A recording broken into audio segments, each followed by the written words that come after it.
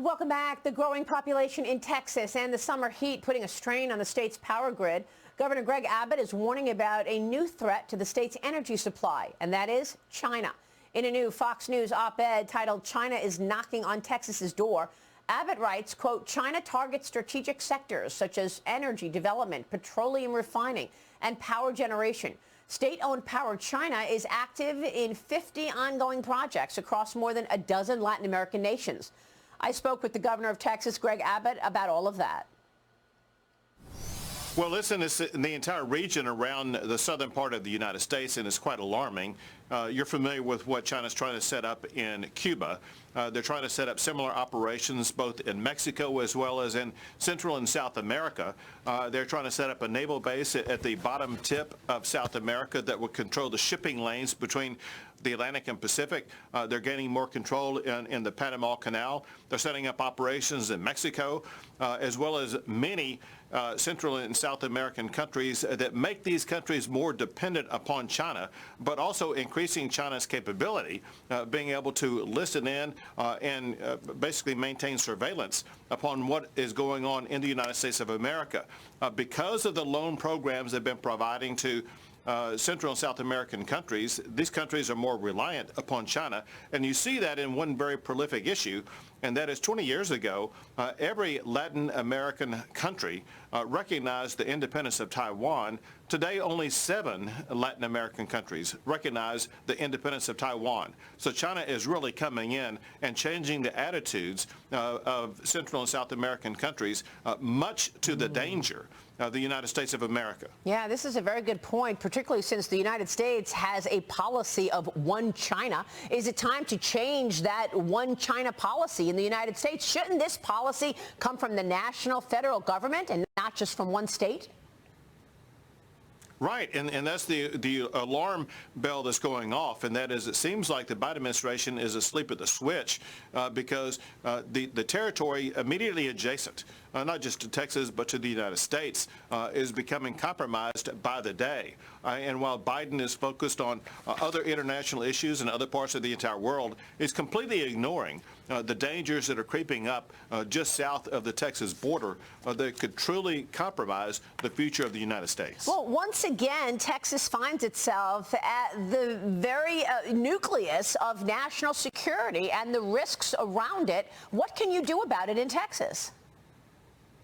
Well, I passed and signed several laws to make sure that Texas is taking steps to secure Texas from interference by China. I signed a law to prohibit China and other nations that are hostile to the United States from having any access whatsoever to the Texas power grid. And we're taking other measures to make sure that China, as well as, again, other countries hostile to the United States will not be able to assert a foothold in our state. But it's something that requires constant vigilance, not just by the states, but by every state as well as the entire country. Right, and that is why we are all wondering why the U.S. government has such a soft approach and a soft response to China. After all, we've seen a surveillance balloon, we've seen police stations, now we're seeing land grabs. They want to buy land near military installations. Why aren't we seeing more effort from the federal government on any of this? We keep sending cabinet members there begging for a partnership.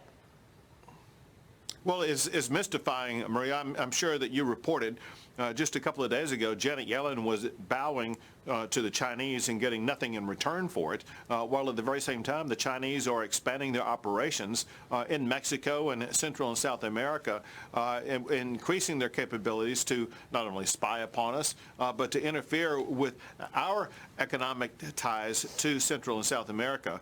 And Americans, we need to awaken to the reality that because of Biden's soft policy on China, is compromising our future. Well, there's also a soft policy when it comes to the southern border. Again, Texas right in the middle of this. Governor, you're moving ahead with floating border barriers on the Rio Grande, an effort to stop these illegal migrants from crossing into the southern border. I want to get your take on where we are right now. I spoke with Border Patrol Council President Brandon Judd yesterday about your efforts. Here's what he said. Watch.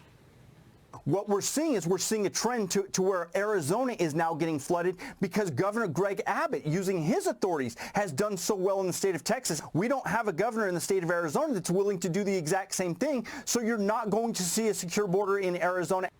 I mean, you're trying hard to protect Texas in the middle of all of this. How would you assess the open border and its impact on Texas today after Title 42 went away?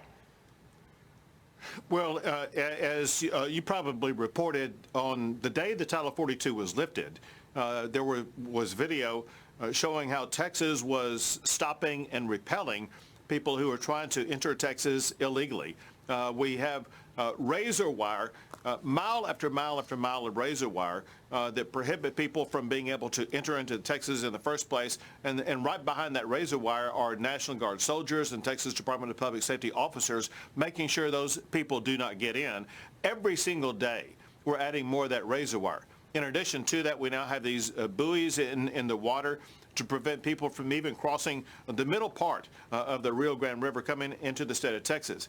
And along the lines of what Brandon Judd was saying, because Texas has done such a prolific job of stopping people from coming into our state, you are seeing a massive increase in the number of people crossing into New Mexico, Arizona, and California. So much so, but get this, Maria, the cartels are now bringing in more people illegally across the border into New Mexico, adjacent to where El Paso is, and then coming into Texas from that region, that we're having to build about a 13-mile razor wire border barrier between Texas and New Mexico to stop the cartels from bringing illegal immigrants into the state of Texas from New Mexico.